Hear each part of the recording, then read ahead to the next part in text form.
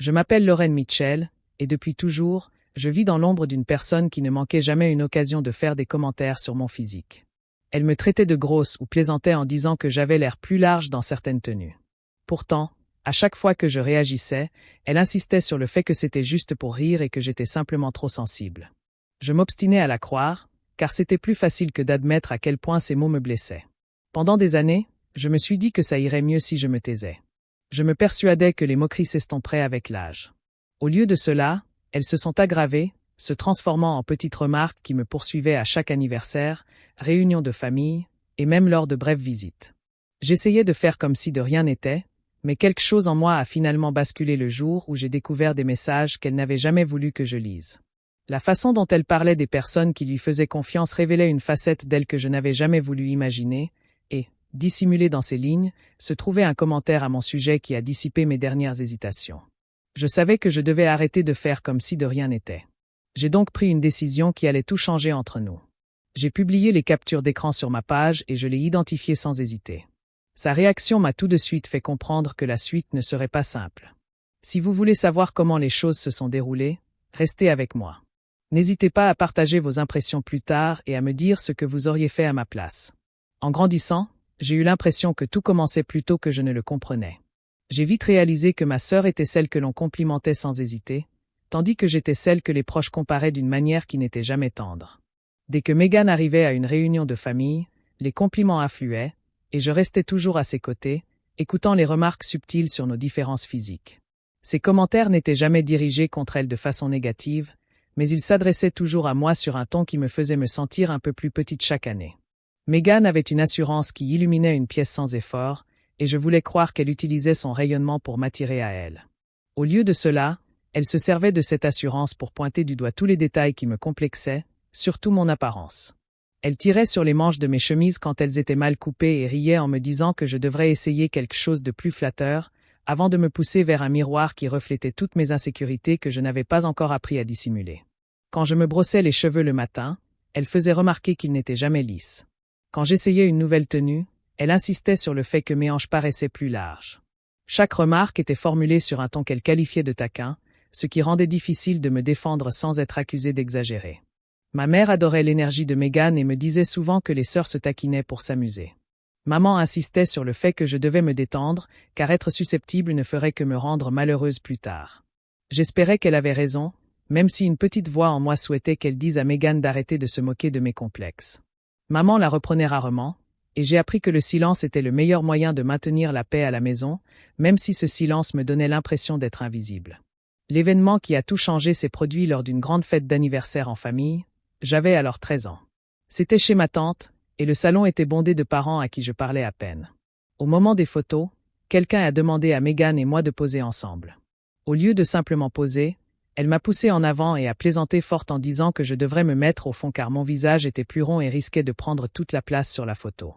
Les rires qui ont suivi m'ont transpercé comme un projecteur, et je n'ai pu qu'esquisser un sourire pour éviter qu'on me traite de dramatique. Ce soir-là, j'ai pleuré en silence dans la salle de bain, car pleurer en public aurait donné à Megan une nouvelle occasion de me dire que j'étais trop émotive. À partir de ce jour, je suis devenue hyper attentive à mes mouvements, à mes vêtements et à l'image que les autres pouvaient donner de moi. À l'école, j'avais du mal à participer aux conversations, car j'avais peur de dire une bêtise ou d'attirer l'attention. Je n'ai jamais subi de trahison de la part d'une amie proche comme celle décrite dans les histoires que j'ai lues plus tard. Mais la solitude s'est installée naturellement, alimentée par la peur que quiconque s'approchait puisse déceler les défauts que Megan ne cessait de souligner. Je me suis repliée sur moi-même, espérant que le silence adoucirait le monde, même s'il ne faisait qu'amplifier les aspects de ma personnalité que je souhaitais changer. Avec le temps, j'ai compris que Megan et moi n'avions jamais été vraiment proches, malgré tous mes efforts pour croire que nous étions simplement différentes. Le lien que j'imaginais était une construction, une création de mon propre désir, et non une réalité tangible. Comprendre cette vérité fut douloureux, mais cela expliquait pourquoi ces paroles m'avaient marqué plus longtemps qu'elles n'auraient dû. J'ai finalement réalisé que ma conception de la sororité s'était éloignée de la réalité et cette prise de conscience fut le premier pas vers la compréhension de la profondeur de la rupture. De notre relation, bien avant l'âge adulte. Bien des années plus tard, lorsque j'ai enfin déménagé à Chicago, je pensais que la distance allégerait le poids de tout ce que je portais depuis mon enfance. Pourtant, Les insécurités que j'essayais de fuir se sont discrètement installées dans les recoins de ma nouvelle vie. Je m'étais forgé une routine qui paraissait saine de l'extérieur et je passais mes journées à travailler comme assistante dans une agence de marketing où personne ne se doutait de la fragilité de ma confiance en moi. La ville m'offrait un répit, mais elle n'a jamais complètement fait taire cette voix intérieure qui remettait en question chacun de mes choix, surtout ceux qui impliquaient d'être vus par les autres. Megan était devenue une personne avide d'attention, à un point qui surprenait même ceux qui l'admiraient. Elle publiait quotidiennement des vidéos de ses tenues, de ses séances de sport, de ses brunchs et de longs textes sur la confiance en soi, qui semblaient inspirants jusqu'à ce qu'on découvre sa façon de parler en privé. Son habitude favorite était de publier des stories vagues pour humilier quelqu'un sans le nommer. Et même si elle n'a jamais écrit mon nom, je me suis reconnu dans plusieurs de ses publications. Un jour, elle a ajouté la photo d'une cabine d'essayage bondée avec une légende sur les personnes qui refusent de s'habiller en fonction de leur morphologie, et j'ai ressenti la douleur familière de l'humiliation, même si elle vivait dans un autre état. La dernière fois que nous nous sommes vus, c'était lors d'un événement professionnel où un collègue m'a présenté à un groupe de clients. Megan est passée par là après avoir rendu visite à une amie. Elle a salué tout le monde avec son assurance habituelle, puis s'est tournée vers moi avec un sourire forcé. Devant tout le monde, elle a lancé que j'avais toujours été trop timide pour suivre son rythme, ce qui a fait rire les clients, même s'ils n'en comprenaient pas vraiment le sens. J'ai ressenti un malaise aigu, car son ton était toujours aussi tranchant, et je savais qu'elle voulait me rappeler où elle pensait que j'avais ma place par rapport à elle. Ma mère pensait que Megan était bien intentionnée et m'a dit de ne pas prendre les choses si mal. Mon père insistait sur le fait que les frères et sœurs se taquinent à tout âge, ce qui me frustrait d'une manière que j'avais du mal à expliquer. Leur indifférence a créé une distance plus lourde que n'importe quelle dispute. Et j'ai peu à peu compris que je n'avais aucun endroit où parler de la façon dont le comportement de Megan me blessait.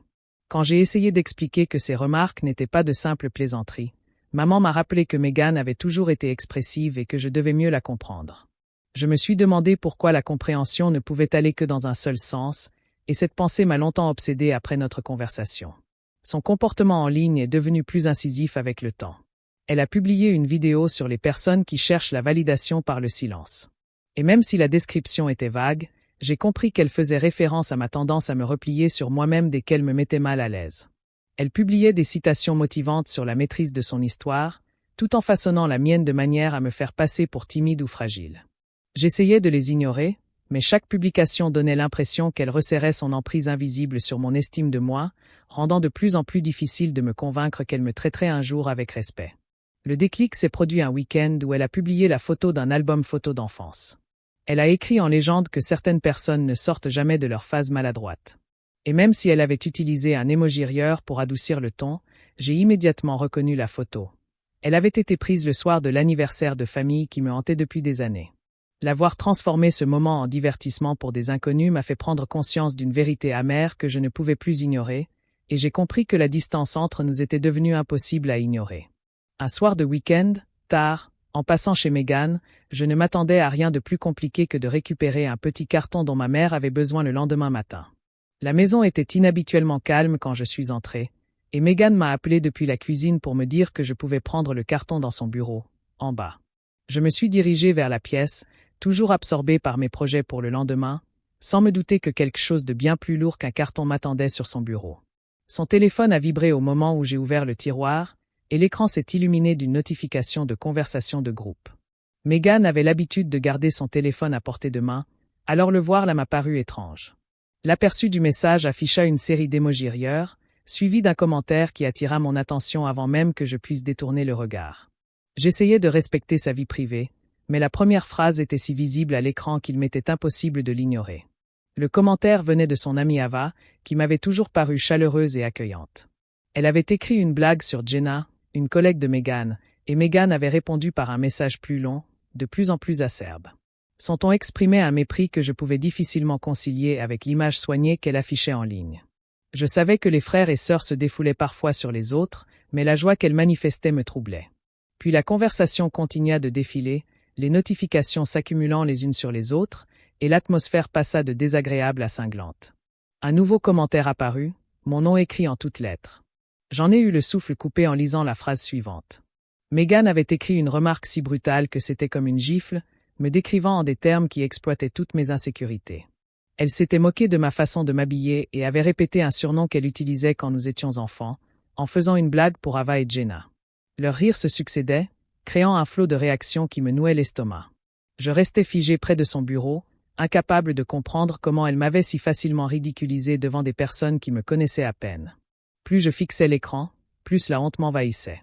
Je me demandais combien de fois elle m'avait utilisé comme divertissement en mon absence. La douleur ne venait pas seulement de ses insultes, mais aussi de la prise de conscience qu'elle n'avait jamais perdu cette habitude de me traiter comme une proie facile. Je me sentais naïve d'avoir cru qu'avec l'âge, son jugement aurait pu s'adoucir.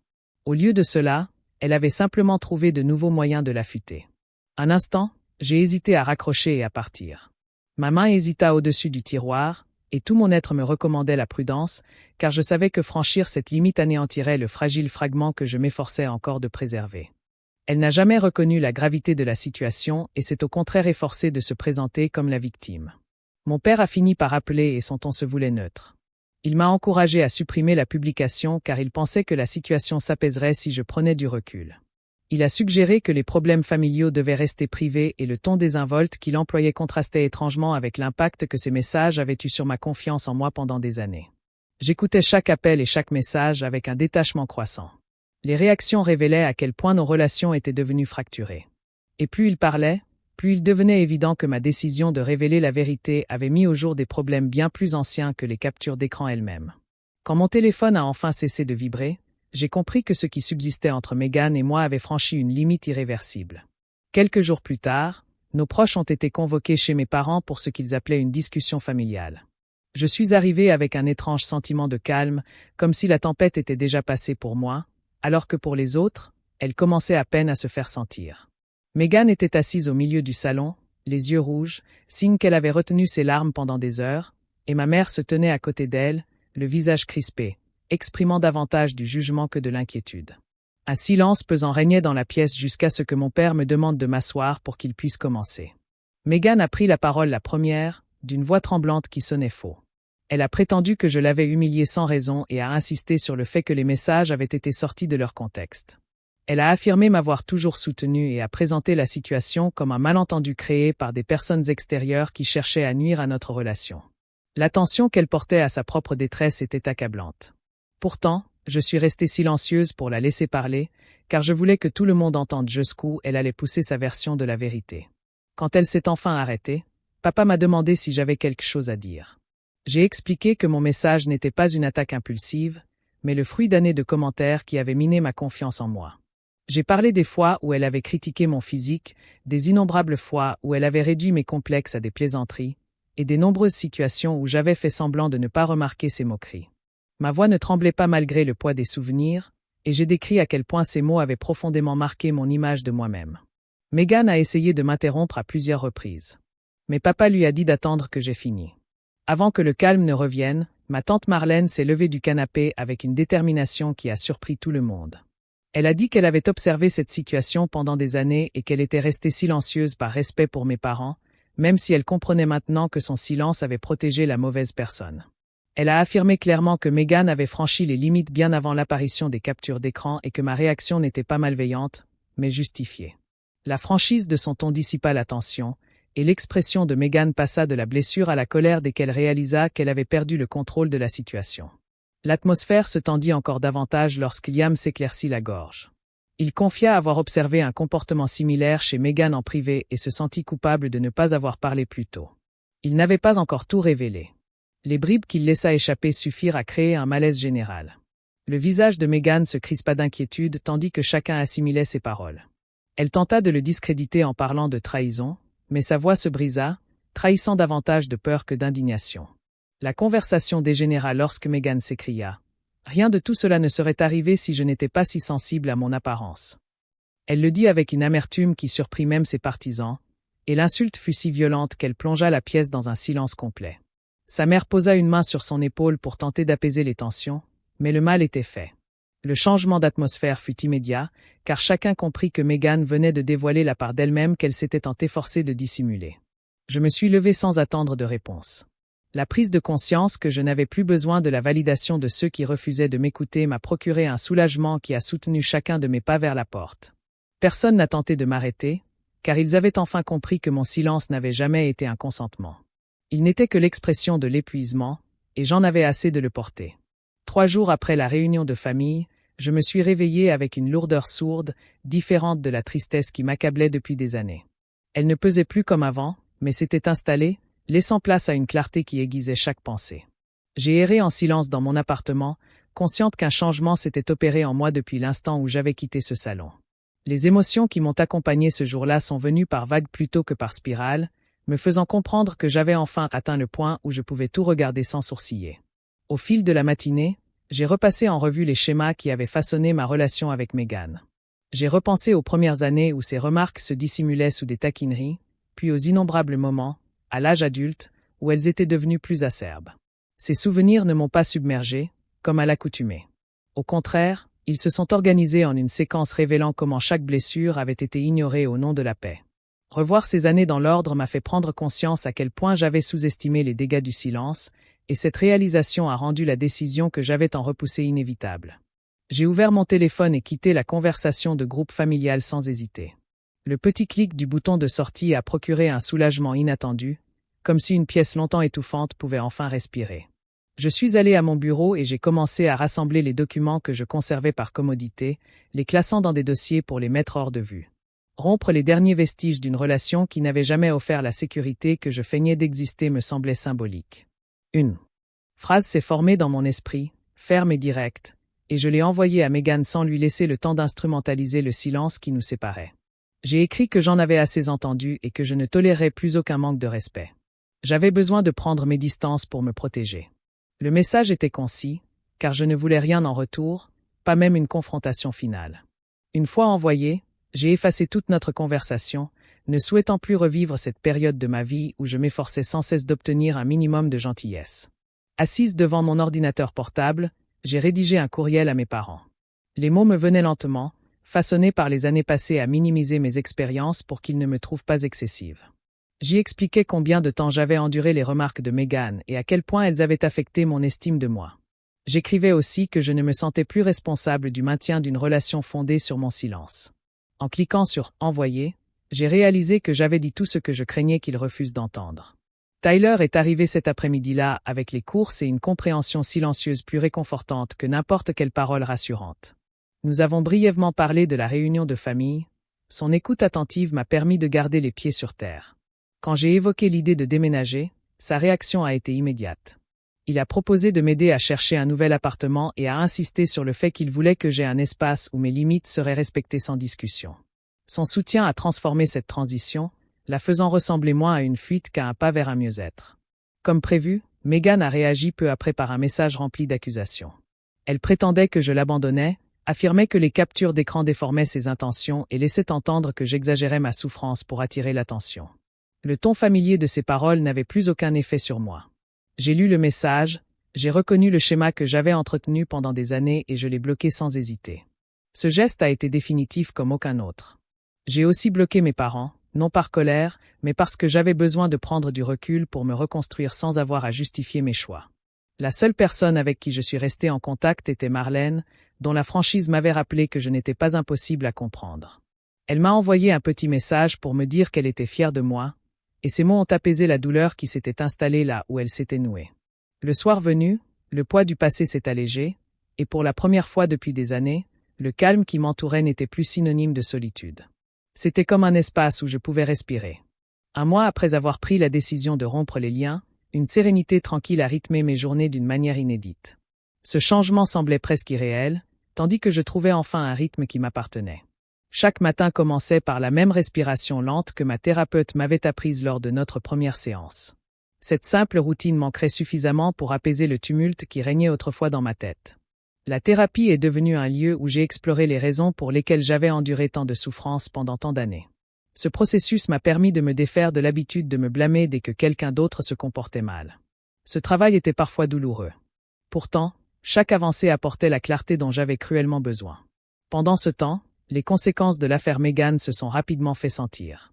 Ses amis, qui autrefois remplissaient ses soirées de projet, exigeaient désormais des explications sur ses propos à leur sujet. Nombre d'entre eux ont préféré prendre leur distance lorsqu'ils ont compris que ses excuses ne correspondaient jamais à ses actes. Sa présence en ligne, autrefois empreinte d'une confiance impeccable, a laissé place à des tentatives de justification décousues qui ne faisaient que souligner l'ampleur des dégâts. Lorsque Tyler a mis fin à leur relation, la rupture a provoqué des répercussions qu'elle ne pouvait contrôler, et l'image qu'elle protégeait avec tant de ferveur a commencé à s'effriter. J'ai observé tout cela de loin, sans la moindre satisfaction, car les conséquences étaient de son propre fait, et non du mien. Mes parents ont pris de mes nouvelles à plusieurs reprises, déconcertés par le silence qui s'était installé dans notre famille.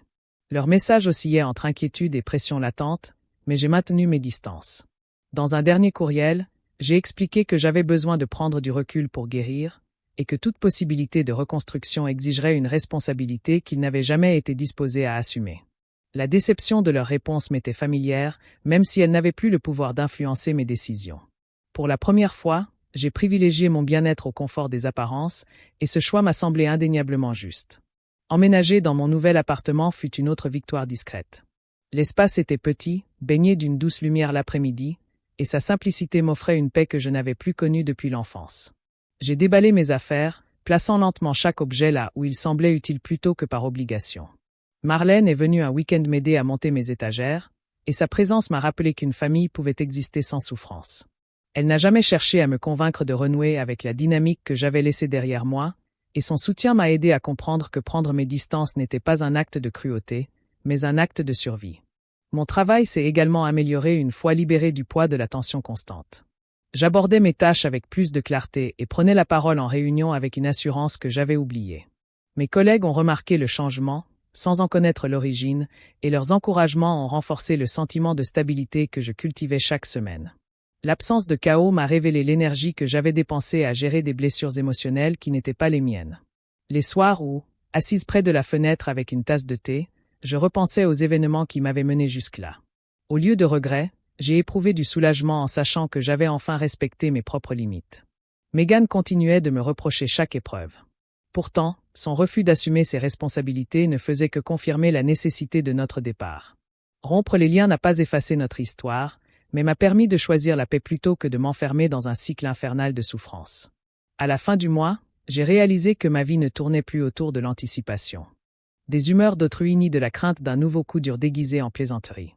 Il ne restait plus qu'une vie plus paisible, construite avec intention, guidée par la conviction que me protéger n'était pas de l'égoïsme. C'était un nouveau départ que j'avais mérité à force de persévérance, et je l'ai embrassé sans hésiter. Apprendre à poser des limites a été le tournant qui m'a permis de me réapproprier des parties de moi-même que je croyais irrémédiablement brisées. M'éloigner des schémas familiaux toxiques m'a aidé à comprendre que la loyauté ne doit jamais imposer le silence face au manque de respect. La guérison a demandé de la patience, mais elle m'a appris que prendre ses distances peut être un acte de courage plutôt que de défiance.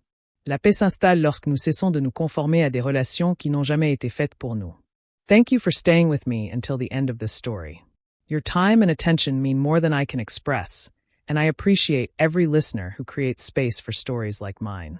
I hope the journey resonated with you in some way, and I would love to hear your thoughts or experiences. Please feel free to share your perspective in the comments below.